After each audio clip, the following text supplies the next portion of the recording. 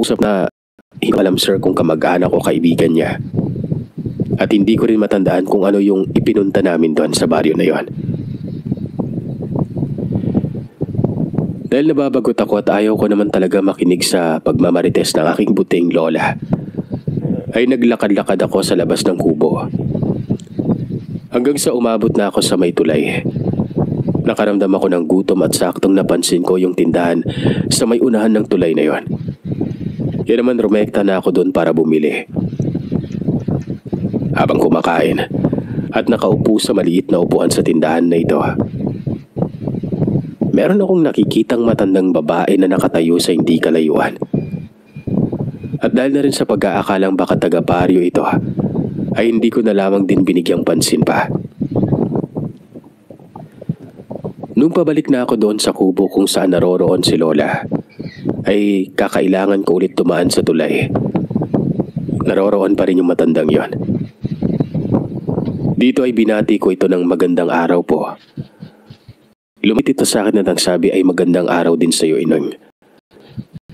Mangbago ka lamang dito ha. Napakagandang bata, makinis, at masarap. Sabay tawa nito. Hindi na ako nakapag-react gawa ng naglakad na ito palayo. Hindi niya inalis ang titig sa akin at ngisi nun habang naglalakad. Dito ay medyo naguluhan ako sa sinabi niya na makinis at masarap. Bakit masarap? Anong ibig sabihin ng matandang yan? Pagkatapos ay magdidilim na nung nagtanong ako sa lola ko kung anong oras kaming uuwi. Dito ay sinabi niyang dito daw muna kami makikitulog at bukas pa kami makakauwi nun. Wala naman akong ibang pagpipilian, kundi sumang-ayon na lamang kay lola. Kinagabihan, may mga narinig kami mga tunog ng tiktik. Ang sabi ng kasama namin sa kubo ay wala lamang daw yon. Normal lamang umano ang mga ganong tunog sa kanilang baryo. Kaya naman hindi na namin ito kinabahala ng aking lola. Mga bandang 11:00, init na init ako. Kahit anong gawin, hindi po talaga ako makatulog kaya naman akmang gigisingin ko na sana si lola pero mukhang malalim na ang tulog niya. Hindi ko na lamang ito ginising at lumabas na lamang ako papunta ng CR. Ang balak ko nun ay umihi at maghilamos at para mabawasan naman ang init ng kung nararamdaman ko. Nasa loob na ako ng banyo nang biglang may kung anong dumapo sa may bubungan. Paglabas ko ng pinto ay biglang may humina ng buhok ko. Napabalikwas ako para mabitawan ng kung sino man ang humihila sa buhok ko noon. Pilit kong kinakapa ito pero pansin kong parang nasa itaas ko ang humihila na yon. Kaya tumingala ako at nakita ko nga yung babaeng ito. Magulo ang buhok at nakalutang. Sigaw ako ng sigaw dahil bahagya akong naiaangat nito. Pero walang nakakarinig sa akin. Sa lakas ng sigaw ko ay hindi ko alam kung bakit walang ni isa sa kubo ang nakakarinig nun. Sige pa rin ako sa pagpupumiglas nang mahawakan ko ang braso niya. Napakadulas. As in kahit anong kapit ko ay madulas talaga nun. Natatanggal yung pagkakahawa ko sa kanya. Dito ay napansin kong may 2x2 na nakatayo sa may bandang pinto ng banyo. Sinipa ko ito ng malakas para makagawa ng ingay nun. Dahil yung pinto at bubong ng CR na ito ay gawa sa yero. Umasa akong may makakarinig sa ingay ng pagsipa ko. Ramdam na ramdam ko yung mga kalmot sa likod, leeg at hatak ng babae sa buhok ko kaya sigaw pa rin ako ng sigaw habang nagpupumiglas nun. Tumingala ako ulit. Dito ay namukhaan ko yung babae. Kahit na madilim at magulo, alam ko at sigurado akong ito yung matandang kanina na nakausap ko sa may daan. Ko at dala na din ng nasasaktan na talaga ako sa kalmot at sa bunot niya sa akin. Sabi ko, Ikaw matanda ka. Alam kong ikaw yan. Tama na. Bitiwan niyo na po ako. Parang awa niyo na. Umiyak na talaga ako kasi maliban sa nasasaktan ako at natatakot, sukang-suka na rin talaga ako sa mabaho niyang amoy. As in literal na parang patay na daga na maputik na may mga duminon. Ganun na ganun. Dito ay kahit anong pumiglas ko ay malakas talaga siya.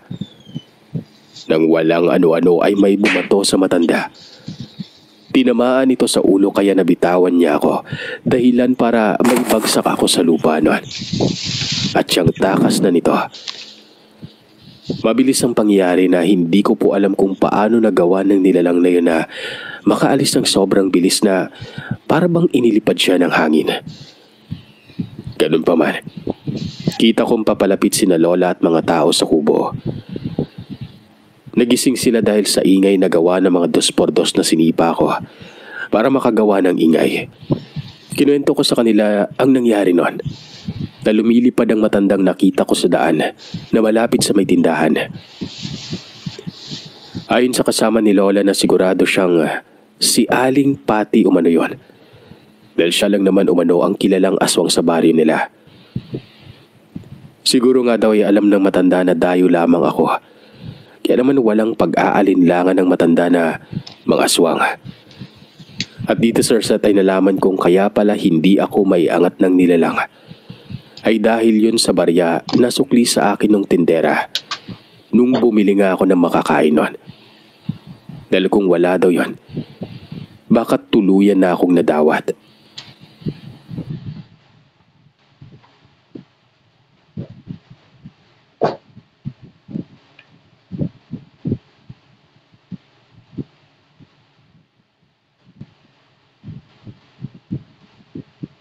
Ito nga pala ang kwento ng aming border na taga Mindanao. Nag-aaral siya dito sa Cebu. Siya si Ate Sansan. Dahil nawili siya dito sa Cebu ay malimit lamang umuwi sa kanila. Madalas ay nandito lamang siya kahit pa summer o holiday. Hindi ganon ka pala kaibigan si Ate Sansan. Mas gusto niya pang mapag-isa madalas. Mahilig din ito sa mundo ng espiritual. Kaya kahit ang mga ka-boardmate niya, ay medyo natatakot na rin dahil nakikita nila itong naglalaro ng Spirit of the Glass sa dormitoryo. Nakwento niya rin sa amin na may ginawa siyang ritual bago ang araw ng puso. Ang malaking salamin sa kwarto niya ay tinakpan niya ng maitim na tela at nagdasal ng palihim habang nakasindi ang kandilang maitim na ribon. Paulit-ulit niyang inusal ang hindi maintindihang salita. Hanggang dumating ang hating gabi. Tinanggal niya ang itim na tela sa salamin at nagpakita umano dito ang kanyang mapapangasawa. Hindi nagtagal at ang kanyang pagkasabik ay napalitan ng takot at hilakbot.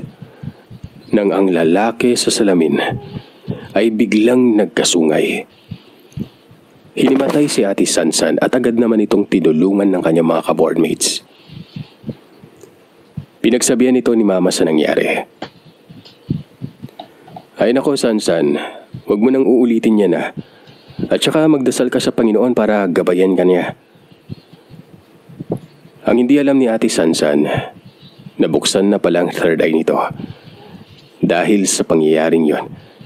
At ang sahilid niya rin sa pagtawag ng mga espiritu. Isang linggo ang lumipas at nakatanggap siya ng telegrama galing sa kanyang kapatid. Pinapauwi umano muna siya sa may Mindanao. Pagkababa nito sa bus ay agad siyang kinawayan ng kanyang nakababatang pinsan na nakatayo sa kabilang kalye. Kamusta pinsan? Sinundong pa ako dito ah. Dahil dyan, ikaw ang una kong bibigyan ng pasalubong. Eto, kunin mo na to. Sana magustuhan mo. Tuwang-tuwa umano ang pinsan niyang tumakbo pa uwi sa bahay nila. At nakasunod naman sa kanya si Ate Sansan. Bigla itong lumiko sa may damuhan at bigla na lamang nawala sa paningin ni ate. Aba, nasan ka na? Tinataguan mo ako porket nakuha mo ng pasalubong mo ah. O siya, mauna na ako sa bahay. Ay, tay. Aba, walang tao ah. Nasaan kaya sila? Tatanong ko nga sa kapitbahay namin. Manang! Manang, tao po. Saan? Ikaw pala yan. Halika muna dito, pumasok ka, dali. Dalian mo. Alam mo na bang nangyari? Ang mga kamag-anak mo, nandun ngayon sa kapilya. Nakaburol ngayon doon ang nakababata mong pinsan. Naku Manang, imposible yan ha. Kakasalubong niya lang sa akin kanina eh. Hindi na nagsalita ng kahit ano ang kapitbahay nila. At wala na ring masabi ito sa kung anong nangyari sa pinsan niya. Pinapunta na lamang niya si ate sa may kapilya. Pagdating niya doon ay naabutan niyang nag-iiyakan ng mga kamag-anak niya sa kapilya. San, ang pinsan mo, pinagkainteresan ng isang grupo ng kulto na masyadong maraming koneksyon. Wala nang pinsan mo. Lumapit si Ate Sansan sa ataol at halos huminto ang mundo niya nang makita niyang wala itong laman. Walang laman ang ataol. Pagkasabi ni ate, bigla na lamang namatay ang lahat ng ilaw at biglang dumilim ang paligid. Lahat ay kumuha ng lampara at nagsindi ng kandila nun. Nagulat si Ate Sansan nang biglang may bumukas na lagusan sa banda ng altar. Lumabas doon ay ang mga nakaprosesyong mga tao.